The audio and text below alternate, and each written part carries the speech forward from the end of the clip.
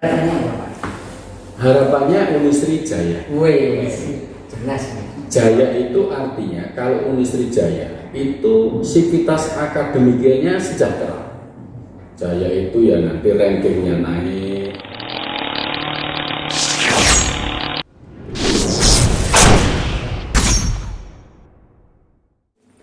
Bismillahirrahmanirrahim. Assalamualaikum warahmatullahi wabarakatuh. Kali ini saya berada di Warek 1, Warek 3. Unisri, Pak, istilahnya Warek atau pembantu rektor?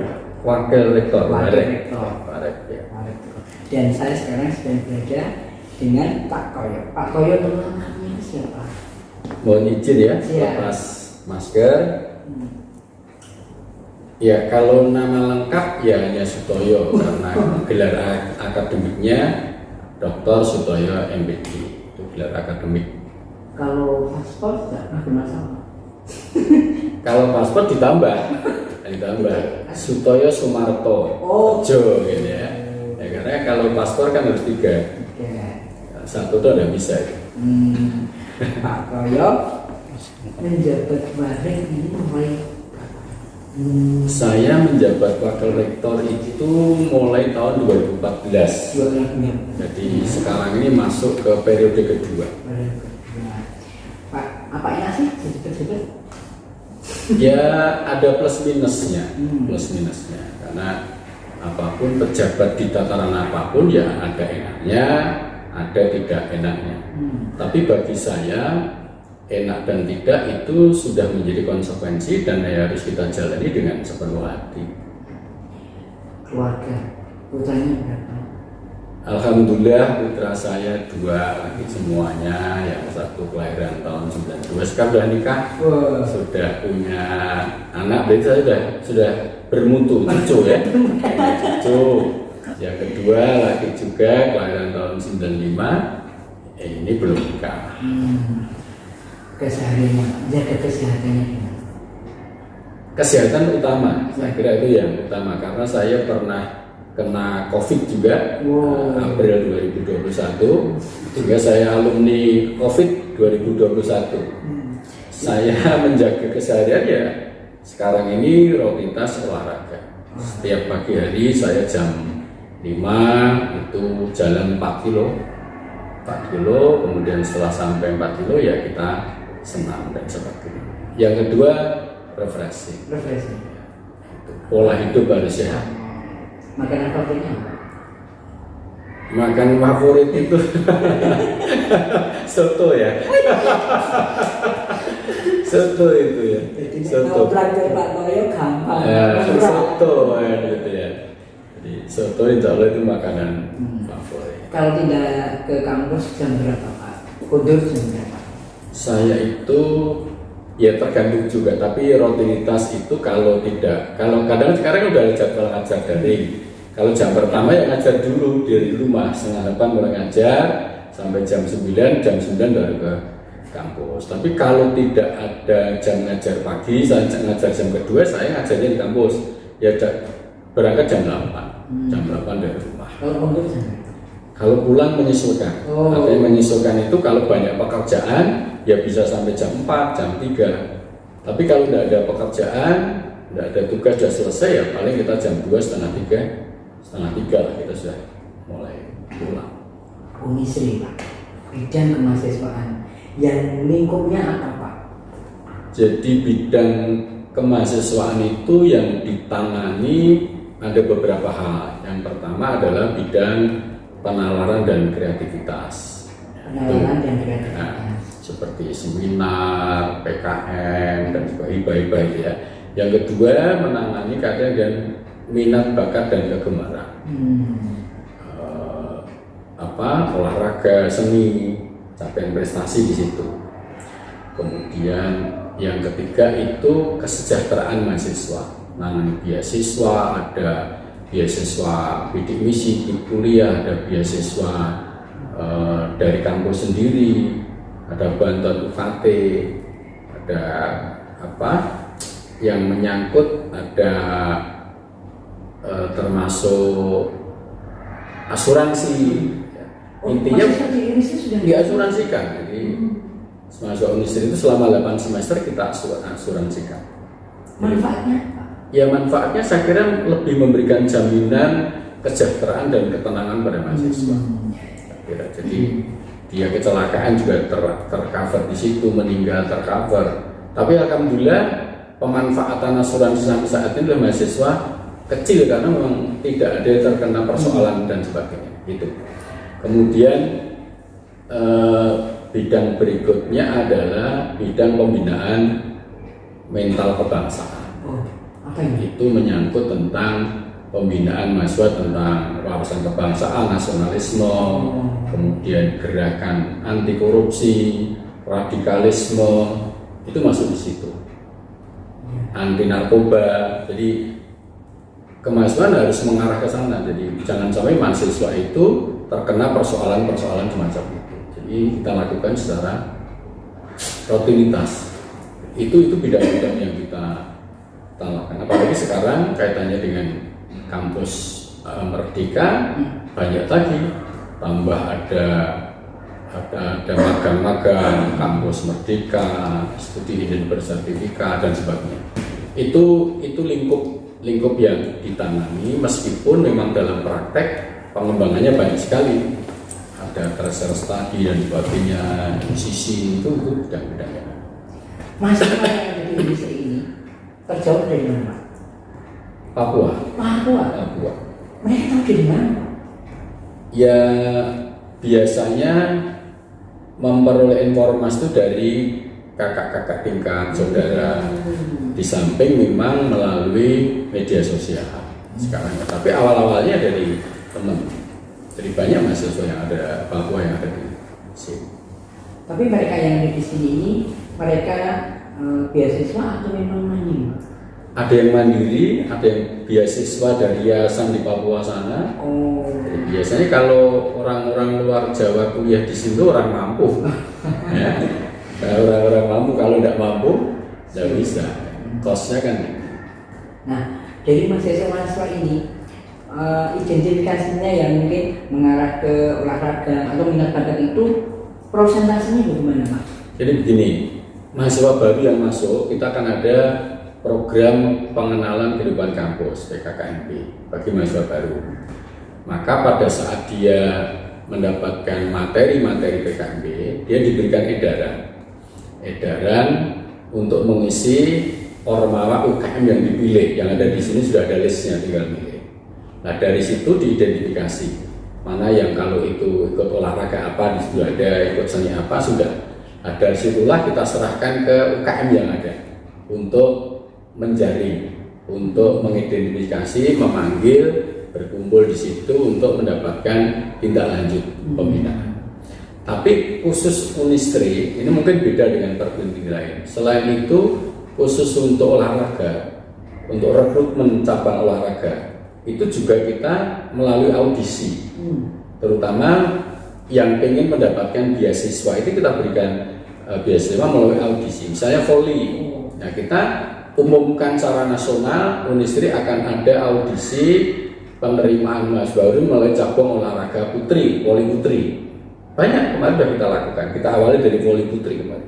Ini kemarin dari Kalimantan, dari Pacitan, yang paling jauh Kalimantan. Itu datang ke sini hanya untuk masuk kuliah ke Unistri, mendapatkan beasiswa dari Unistri melalui jalur minat bakat. Nah, sehingga ya dari audisi itu kita akan mendapatkan mahasiswa yang punya prestasi bagus. Karena kalau hanya mengandalkan tadi mengisi form milih tadi, ya siapapun yang senang milih. Tapi kalau sudah dihadapkan, disandingkan, dilihat prestasinya, ukurannya, tidak masuk. Apalagi sudah berkiprah di tingkat nasional, Jawa Tengah aja mungkin berat. Jadi orang senang, tapi belum tentu berkompetisi dia baik. Tapi senang bisa. Sampai sejauh ini Pak, peran apa istilahnya ormawa ya Pak? Ya. Ini bagaimana Pak terhadap peningkatan prestasi ataupun peningkatan mungkin kinerjanya dia? Jadi begini, arah kebijakan bidang kemahasiswaan di Unistri itu satu, arahnya adalah mengembangkan mahasiswa untuk berprestasi. Jelas ini prestasi. Orang yang berprestasi itu akan mendapatkan tempat dimanapun. Orang berprestasi, saya juara PON dapat emas, ya dia dilulukan banyak orang, itu jelas. Maka saya membangun prestasi, sampai prestasi. Yang kedua adalah membangun mahasiswa yang nasionalis. Unisri mengirimkan 6 atlet, 2 itu taekwondo, namanya ini saya nggak apa ya Mas, ini Mas Cindy, bukan, namanya Mas Osanando Naufal Khairuddin, saya apanya ini Mas Osa gitu Pak. Ini ya. Yang kedua Ade Kumarasandi, ini atlet taekwondo yang kebetulan ini kita kirim dan dapat perak, di final kalah tapi alhamdulillah dapat perak. Kemudian bola voli itu 4 mahasiswa. Satu itu Cindy Saskia Dwi Junior, namanya sekarang agak susah-susah. Sri Wahyuni, ini gampang ini. Yuvita Bunga Arofani dan Normalisa Putri, 4 orang ini kita kirim. Hanya mohon maaf yang Mbak Normalisa ini sebelum berangkat cedera, akhirnya tidak bisa ikut berangkat. Parah?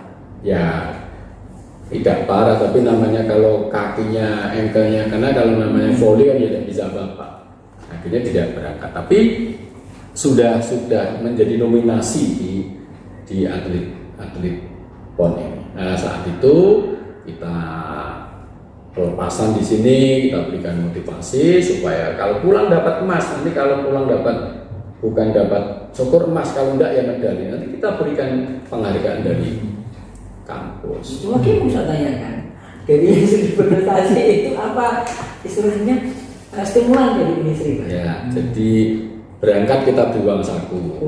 Saku jelas. Ya. Nggak perlu saya sebutkan, ada uang saku. Bagi mahasiswa ya cukup besar bagi mahasiswa. Ini bagi orang-orang seperti kita mungkin ya tidak besar. Kemudian nanti pulang, ini sudah kita siapkan. Nanti akan ada penyambutan dari kita, yayasan, rektorat, dekan, wakil dekan, UKM kita undang untuk menyambut bintang-bintang ini nanti. Kemudian kita publikasikan, kita pasang MMT besar di depan itu ya, biar menginspirasi yang lain dan dokoyo kuwi berprestasi.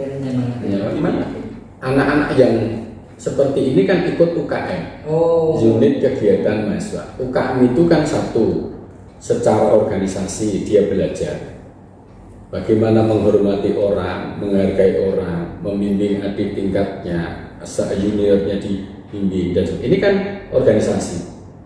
Yang selain keorganisasian ya kompetensi bidang itu.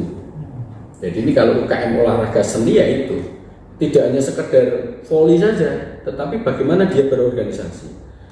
Ada hal yang mungkin berbeda dengan perguruan tinggi lain untuk anak-anak yang punya prestasi semacam ini. Jadi kuliah tetap harus jalan, berprestasi di bidang olahraga atau seni yang dia miliki tetap harus jalan. Kami punya kebijakan, tidak bisa anak misalnya voli, hanya voli tok tidak pernah kuliah, tidak bisa. Karena dia mahasiswa yang kami berikan beasiswa penuh. Jadi anak-anak seperti ini kita berikan beasiswa penuh, sehingga kuliah juga harus rajin. Kalau tidak kuliah, ya kena semprit. Pernah ada anak yang hanya mau main olahraga aja tapi tidak pernah kuliah, ya kita hentikan. Kita hentikan, beasiswa dihentikan. Nah, akhirnya juga tidak kuliah karena biasanya umumnya itu dari keluarga kurang mampu kita berikan beasiswa. Atau hanya kuliah saja, tidak mau ikut main, ya kita hentikan. Kita ada contoh kasus atlet bola voli putra yang di Papua Barat itu ikut Papua Barat itu namanya Mas siapa itu ya? Itu Tosok. Itu tidak pernah kuliah, maunya voli tok, ya kita hentikan beasiswanya. Dia sekarang ini PON ini jadi Papua Barat, bukan membela Jawa Tengah. Saya namanya agak lupa, tapi saya hafal betul dan dia dihentikan beasiswa. Jadi ini kebijakan khusus buat kita karena pertimbangannya gini, orang yang bagus olahraganya itu kan dibatasi umur. Berapa tahan sih olahraga itu, maka dia kuliahnya harus selesai, harus rampung, sehingga kalau prestasinya masih bagus, dia punya ijazah sarjana itu lebih peluangnya bagus. Ada berapa persen Pak mahasiswa yang mendapatkan misalnya priority ya beasiswa seperti itu, berapa persen di Indonesia? Setiap, kalau bicara persentase pasnya saya nggak tahu, tapi setiap, nggak hafal ya, tapi setiap tahun seperti setiap tahun itu kita menyiapkan 25 untuk biaya minat bakat, itu yang biaya internal dari kampus. Tapi ada juga yang memang tidak mampu, kita berikan beasiswa dari tim kuliah bidik misi. Sehingga setiap tahun itu ya sekitar 40 maksimal 50 lah mahasiswa yang mendapatkan fasilitas beasiswa itu setiap tahun. Tapi dari Indonesia mahasiswa yang dapat beasiswa atau prestasi seperti itu nanti Pak berpengaruh dongkrak gitu juga. Dongkrak apa? Reputasi. Oh iya, ya pasti. Tahun ini kita mendapatkan mahasiswa KIP kuliah itu 124 KIP kuliah, banyak kan? Ya. Kemudian yang kita berikan beasiswa minat bakat, kalau KIP kuliah dari pemerintah kita nyalurkan, yang minat bakat itu ada 25. Itu dibiayai murni dari kampus. Di kampus ini punya nilai sosial untuk mengangkat para mahasiswa yang berasal dari keluarga tidak mampu. Kalau tidak dapat beasiswa tidak bisa kuliah, ini kita berikan. Walaupun ini tidak banyak lah, tapi itu luar biasa. Kalau bidang kerjasama itu maksud di bidang berapa? Ya, saya bidang kerjasama. Apa yang dikerjasamakan kepada Indonesia itu di kalangan apa biasanya? Ya satu, kalangan perguruan tinggi. Jelas kalangan perguruan tinggi kita cari. Baik perguruan tinggi dalam negeri maupun luar negeri itu kita lakukan.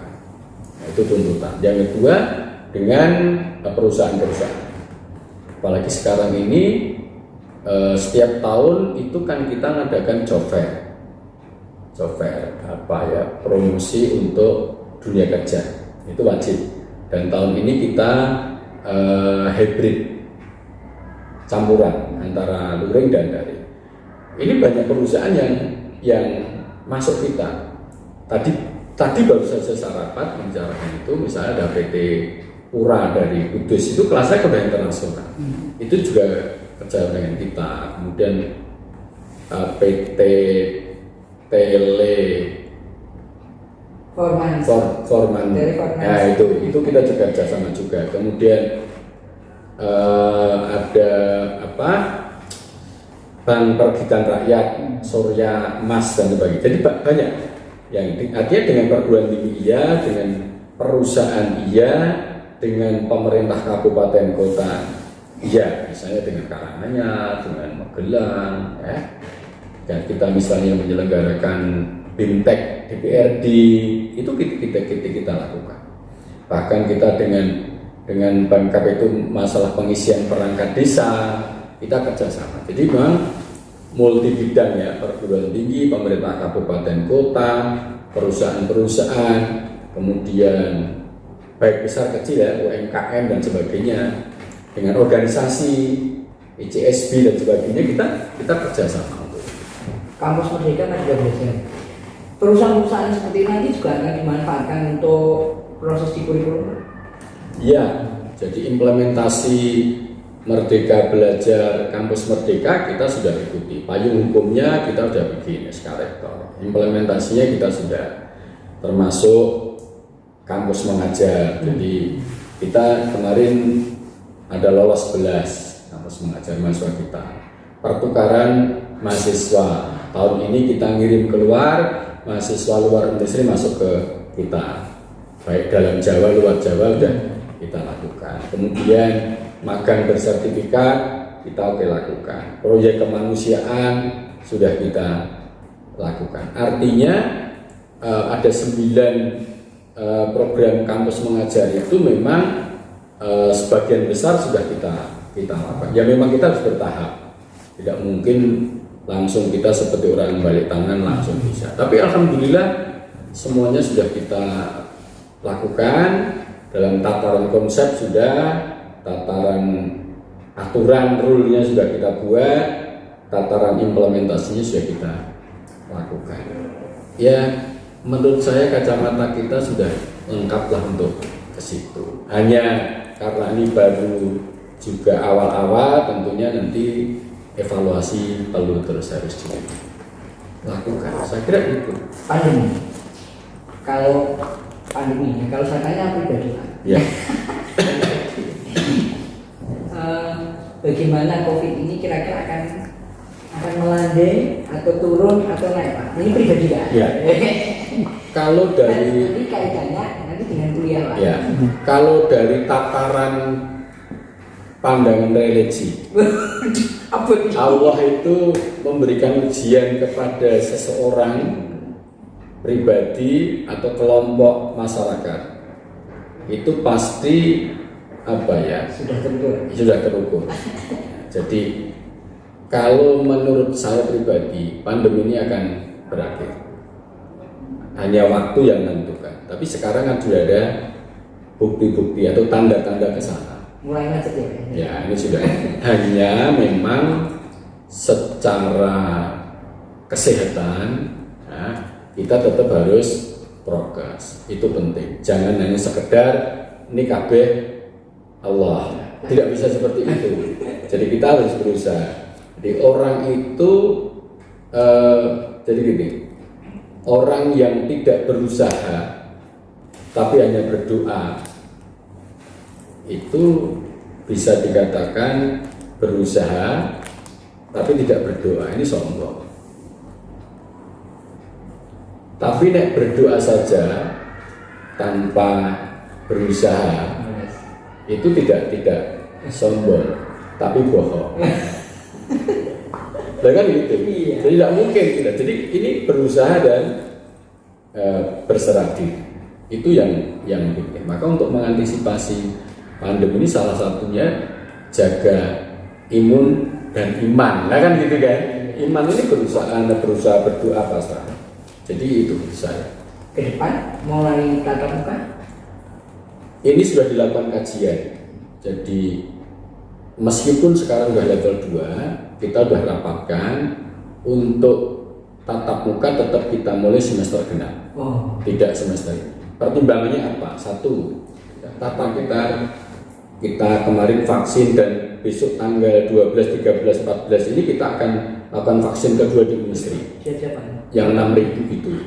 Ya, 6.000 itu yang kedua. Kemarin sudah kita lakukan tanggal bulan September kemarin ya, kita lakukan itu. Sehingga mahasiswa insya Allah ya 90% sudah tervaksin. Kalau yang 10% kan yang luar Jawa kita tidak tahu. Itu gampang, izin orang tua gampang. Tapi yang perlu diperhatikan adalah prokes sama syarat pelaksanaan pertemuan tatap muka itu 50%. Lah 50% itu kan susah. Masalah baru. Jadi misalnya saya ngajar masuk 40, biasanya itu yang boleh masuk 20 aja. Yang 20 jam lain, nah, dosanya yang tidak mau. Atau bisa saja yang 20 di kelas, 20 di luar kelas. Peralatannya yang susah, yang mahal. Kan gitu. Nah, yang kedua pertimbangannya kenapa masih daring? Mahasiswa itu kalau masuk di ruang bisa ditata 20 orang, iya jaga jarak oke. Tapi siapa bisa menjamin sebelum masuk dan sudah keluar dari kelas? Ini tidak bisa menjamin. Tidak usah mahasiswa aja. Pejabat pun kalau udah ketemu itu susah ngatur kok Mas. Lupa kok. Itu berkerumun itu yang susah. Padahal nanti kalau ada 1 atau 2 terpapar, tutup. Nah, maka dengan prinsip kehati-hatian kan gitu ya. Hati-hatian maka kita sampaikan ke mahasiswa BEM juga maju tanya mengkritisi. BEM Unis itu juga bikin kajian terkait dengan pertemuan tatap muka. Dia membuat kuesioner 1000 lebih, suruh milih. Mahasiswa mayoritas pilih tatap muka. Itu secara real, tapi kampus diberi kewenangan untuk mengatur dan memanage. Apa kita juga hanya ikut seperti itu? Karena tanggung jawab itu ada di kampus. Semuanya, sivitas akademika lah, dosen, mahasiswa, kalau karyawan tetap masuk. Ini pengen tatap muka. Karena disadari sepenuhnya kuliah daring itu ada beberapa keterbatasan, tidak bisa maksimal. Tetapi ya inilah keputusan Unisri dan mahasiswa, insya Allah bisa memahami itu. Tapi sejauh ini tidak ada masalah COVID. Maksudnya masalah Terpapar. oh iya, kalau dosen karyawan terpapar banyak, yang sampai meninggal pun ada. Jadi dosen kami itu yang sampai meninggal, dosen itu ada tiga yang terpapar COVID. Karyawan juga ada yang sampai meninggal. Kalau yang sembuh, ya tadi saya katakan, termasuk saya ini yang alumni sembuh. Pak, serem Pak, kita cerita yang lain aja.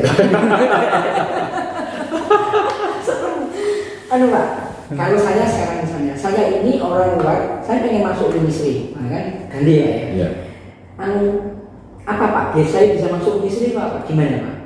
Fasilitasnya atau apa caranya? Satu, Unisri ini secara kelembagaan sudah terakreditasi, institusinya. Yang kedua, program studinya juga sudah terakreditasi. Ini penting karena negeri swasta itu bedanya di akreditasi. Gitu ya. Yang kedua, bisa dari sisi ranking perguruan tinggi. Unisri itu secara nasional itu ranking 142 di tahun 2020. Di tahun 2021 belum diumumkan. Jawa Tengah itu ranking 8. Jawa Tengah dari 250-an perguruan tinggi di Jawa Tengah. Kalau nasional itu ada 4.500-an. Ini prestasi. Yang kedua, selain rankingan akreditasi, juga capaian prestasi. Capaian prestasi ini, terutama prestasi olahraga. Ini yang membuat cepat moncer. Kalau hanya dari sisi kuliah tertib itu ketok tulang biasa. Ya, betul. Tapi kalau prestasi ini menjadi daya tarik sendiri. Bahkan sekarang ini yang mau masuk ke Unisri lewat jalur itu sudah banyak yang pesen. Ya, jadi klub-klub bulu tangkis, klub voli, klub itu sudah banyak yang pesan besok yang masuk ke Unisri. Dari mana dia tahunya? Ya dari ketok tular, kakak tingkat dan sebagainya. Ini dari tarik. Yang ketiga tentunya Unisri menjadi salah satu kampus yang on the track, taat asas pada ketentuan LDikti atau kementerian. Partisipasi Unisri dalam kegiatan selenggarakan cukup bagus, cukup baik. Apapun kita ikut, meskipun kalau kompetisi belum tentu menang misalnya, kita ikut. Jadi kampus yang taat asas. Kemudian dari sisi sarana prasarana ya cukup memadai. Kampusnya juga di tengah kota, bukan tengah kota, pinggiran kota, tapi jangkauannya gampang, transportasinya gampang. Jadi orang kuliah ke Unisri, orang luar kota, kereta dekat, bandara dekat, meskipun ya datang ke sini tidak setiap hari lewat bandara kan. Tapi kan yang luar Jawa kan tetap kuliah naiknya itu. Sehingga saya kira sangat-sangat punya nilai strategis sehingga mempunyai daya pikat masyarakat dan akhirnya ada trust, kepercayaan masyarakat terhadap Unisri. Alumninya banyak. Sudah 22.000. Ini dia menyebar ke seluruh tanah air yang alumni juga menempati jabatan-jabatan penting baik di pemerintahan, di perusahaan, maupun di lembaga-lembaga tokoh masyarakat. Ini banyak. Saya itu baru mau tanya sebenarnya, tapi udah dijawab semua. Jadi aku kekurangan pertanyaan. Saking semangatnya ya. Iya. Dan DR3-nya semangat soalnya ya. Saya tarik juga itu ya. Ganteng. Memikat itu ya. Mahasiswa masuk ke sini karena ya kita harus semangat. Bidang kemahasiswaan itu harus punya spirit apapun ya, spirit religi, spirit sosial, ya spirit olahraga dan sebagainya itu penting. Dari sisi dosen Pak, Ya, kualifikasinya bagaimana? Dan juga yang sudah setdos berapa Pak? ya. Berapa persen aja Pak? Standar syarat dosen itu kan minimal S2, ya minimal S2. Semuanya sudah terpenuhi. Oh. Kemudian ada harapan kalau bisa dosen itu doktor. Sekarang yang doktor itu sudah sekitar 30-an 3%. Yang sudah lulus, yang belum lulus masih banyak. Sehingga capaian sampai 40% itu nanti akan bisa tercapai. Itu dari sisi kualifikasi dosen. Kemudian dari sisi jenjang lektor kepala, ya ini yang perlu digenjot. Guru besar guru besar kita itu baru Pak Profesor sendiri, Pak Rektor itu dari luar, yang dari dalam belum ada. Doakan mudah-mudahan saya bisa cepat guru besar. Saya sudah lektor kepala ini sudah ngajukan guru besar, sudah sampai di Jakarta, mudah-mudahan cepat turun. Ini doanya saja. Dari sisi kualifikasi dosen, yang serdos sudah hampir ya mungkin 70%. Jadi tidak ada alasan lain. Kali kalau misalnya mahasiswa yang dari luar Jawa itu masuk itu sudah bukan barang mewah lagi, biasa. Tidak salah masuk Tidak Unisri. salah. Tidak salah. Karena yang salah yang tidak masuk itu ya. saya aja masuk Unisri. Yang masuk, yang tidak masuk yang salah. Terakhir, harapannya apa Pak? Harapannya Unisri jaya. Wih, jelas nih. Jaya itu artinya kalau Unisri jaya itu sivitas akademiknya sejahtera. Jaya itu ya nanti rankingnya naik, dosen-dosennya, guru besarnya banyak, lektor kepala banyak, doktornya banyak lagi, kan gitu ya. Kemudian mahasiswanya berprestasi dan mahasiswanya juga banyak. Kita bersyukur tahun ini PTS yang lain turun drastis. Ya, Unisri istiqomah. Oh iya. Jadi meningkat tapi tidak banyak. Sekarang ini kan mahasiswa baru kita 1.400-an. Kalau tahun dulu 1.307 bulan berapa? Ini naik. Ya saya anggap istiqomah aja lah. Di sisi lain ada PTS yang terjun bebas mahasiswa. Jadi kita bersyukur betul. Tetangga sebelah itu banyak